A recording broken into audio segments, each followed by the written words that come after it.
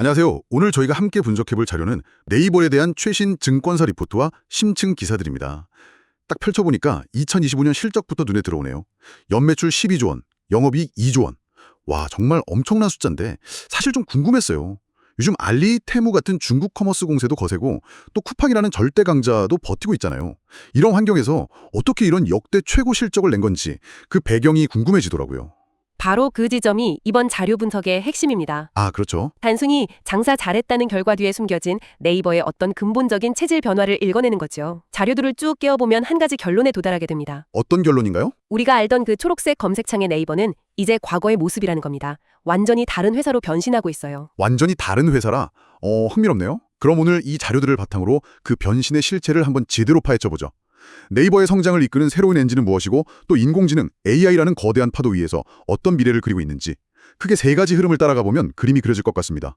첫째는 네이버의 심장 역할을 하기 시작한 커머스 사업, 그리고 둘째는 검색을 넘어 모든 것을 관장하려는 AI 전략, 마지막으로 이 모든 변화가 마주한 현실적인 과제들, 이렇게요. 자, 그럼 첫 번째 이야기부터 시작해볼까요? 제가 자료에서 가장 놀라웠던 수치가 네이버 전체 매출에서 커머스 사업 비중이 처음으로 30%를 넘어섰다는 거였어요. 검색 광고를 제쳤다는 거잖아요.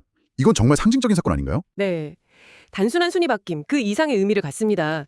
네이버의 정체성이 바뀐다는 신호탄이니까요. 수십 년간 네이버를 먹여 살렸던 검색 광고 비즈니스 모델 중심에서 상품과 서비스를 직접 중개하고 판매하는 커머스 플랫폼으로 무게중심이 완전히 이동한 겁니다. 와, 말씀하신 것처럼 알리와 쿠팡의 그 틈바구니 속에서 이뤄낸 성과라 더 의미가 크죠? 그러니까요. 그 비결이 뭘까 궁금했는데 여러 리포트에서 공통적으로 두 가지의 키워드를 꼽더군요. 데이터와 신뢰. 맞습니다. 먼저 데이터부터 얘기해보죠. 당연히 네이버가 가장 잘하는 검색 데이터일 텐데 커머스에 어떻게 그렇게 효과적으로 녹여낸 걸까요? 바로 그 지점에 네이버의 AI 모델 하이퍼클로버 X가 활약합니다. 아, 하이퍼클로브 X요? 네. 예전에 상품 추천이 단순히 이 상품 본 사람이 저 상품도 봤어요 수준이었다면 지금은 완전히 달라요. 사용자의 검색 기록, 클릭 패턴, 심지어 블로그나 카페에서 어떤 글을 읽었는지까지 이걸 종합적으로 분석해서 취향을 추론해냅니다. 그래서 이걸 왜 추천하지?가 아니라 이거 내가 찾던 건데? 이런 반응을 이끌어내는 거죠. 와, 한 기사에서 인용한 표현이 재밌더군요. 사용자의 숨겨진 욕망을 먼저 제안하는 수준이라고요. 이 개인화 추천 시스템 고도화가 스마트 스토어 거래액을 10%나 성장시킨 핵심 동력입니다. 숨겨진 욕망이라니 무섭기까지 하네요. 데이터의 힘은 알겠습니다. 그런데 신뢰는 어떻게 확보한 거죠? 솔직히 배송하면 쿠팡의 로켓 배송이 주는 그 압도적인 경험이 있잖아요. 네이버는 자체 물류망도 없는데 말이죠. 아주 정확한 지적입니다. 네이버는 직접 물류센터를 짓는 대신에 잘하는 파트너와 손을 잡는 연합군 전략을 택했습니다. 연합군요. 네, CJ 대한통운과 같은 전문 물류기업과 협력해서 도착 보장, 당일 배송 같은 서비스를 구현했죠. 여기서 핵심은 책임입니다. 책임. 약속한 날짜에 도착하지 않으면 네이버가 직접 포인트를 보상해주는 식으로 사용자에게 네이버가 보증한다는 신뢰를 심어준 겁니다. 직접 소유하지 않고도 로켓 배송에 버금가는 사용자 경험을 만들어낸 거죠. 아하, 직접 다 하려고 욕심내지 않고 잘하는 플레이어들을 묶어서 생태계를 만든 거군요. 여기에 장보기나 신선식품 같은 이렇게 반복 구매가 필수적인 영역으로 서비스를 확장한 것도 눈에 띄더라고요. 네, 그게 바로 플랫폼 비즈니스에서 말하는 락인 효과, 락인 이펙트를 극대화하는 전략입니다. 낙인 효과. 한번 네이버에서 장을 보기 시작하면 포인트나 구매 이력 때문에 다른 플랫폼으로 옮겨가기가 번거로워지는 거죠. 말 그대로 이용자를 플랫폼 안에 가두는 효과입니다.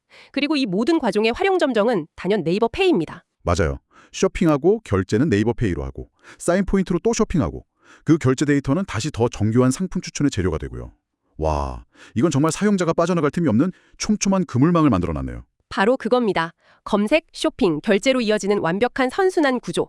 이것이 지금의 커머스 네이버를 만든 핵심 설계도라고 할 수 있습니다. 이 선순환 구조의 중심에 있는 정교한 상품 추천이 결국 AI 기술과 직결되는 지점이군요.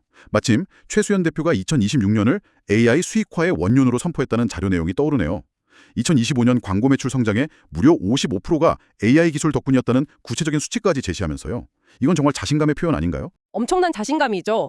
그런데 흥미로운 점은 불과 2년 전인 2023년에 자체 거대 언어 모델 하이퍼클로버 X를 처음 공개했을 때만 해도 시장 반응은 지금과 사뭇 달랐다는 겁니다. 아, 증권사 리포트에서도 당시 반응이 다소 미온적이었다고 평가하고 있어요. 맞아요. 저도 기억납니다. 당시엔 그래서 챗 GPT랑 비교해서 뭐가 더 낫냐? 글로벌 빅테크 모델과의 기술 격차가 보인다. 뭐 이런 비판적인 시각도 분명히 있었죠. 그랬었죠. 그런데 어떻게 불과 2년 만에 AI를 회사의 핵심 성장 동력이라고 자신 있게 말할 수 있게 된 걸까요? 전략의 대전환이 있었습니다. 세계 최고의 AI 모델 만들기라는 기술 경쟁의 함정에서 벗어난 거죠. 아, 대신 우리 서비스에 가장 잘 맞는, 가장 돈을 잘 버는 AI 만들기로 목표를 수정한 겁니다. 업계에서는 이걸 온서비스 AI 전략이라고 부릅니다. 기술 자체를 파는 게 아니라 기존 서비스 경험을 극대화하는데 AI를 도구로 쓰는 거죠. 흥미로운 전환이네요.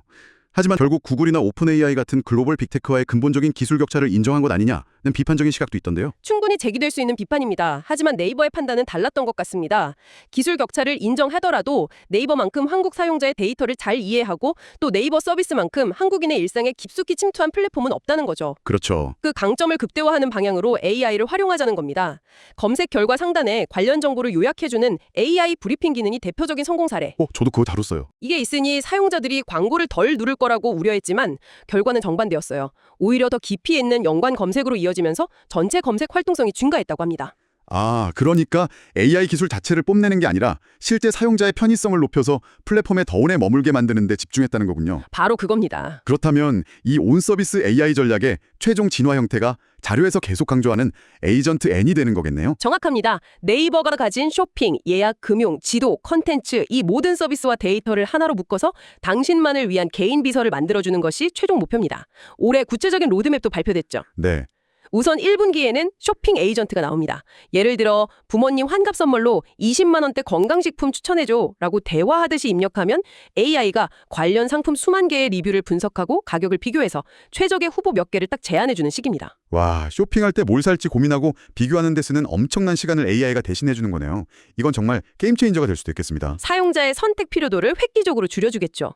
그리고 2분기에는 네이버 통합 검색에 AI 탭이 아예 기본으로 생깁니다. 대화형 검색이 특별한 기능이 아닌 표준이 되는 겁니다. 그리고 마침내 여름 이 모든 걸 총괄하는 개인 비서 에이전트 N이 공식 출시될 예정입니다. 에이전트 N. 이번 주말 부산 여행 계획자죠. KTX 예매하고 평점 4.5 이상인 돼지국밥 맛집 근처에 오션뷰 호텔로 같은 이런 복합적인 명령을 한 번에 처리해주는 걸 목표로 하고 있습니다. 상상만 해도 편리하네요. 이 엄청난 계획을 실현하기 위해 2026년까지 GPU 인프라에 1조 원을 투자한다고 하니 이건 그냥 새로운 시도 수준이 아니라 회사의 명운을 걸었다고 봐야겠네요. 한 기사를 보니 국내 기업 중 최대 규모의 투자라고 하더군요. 네, 그야말로 올인입니다.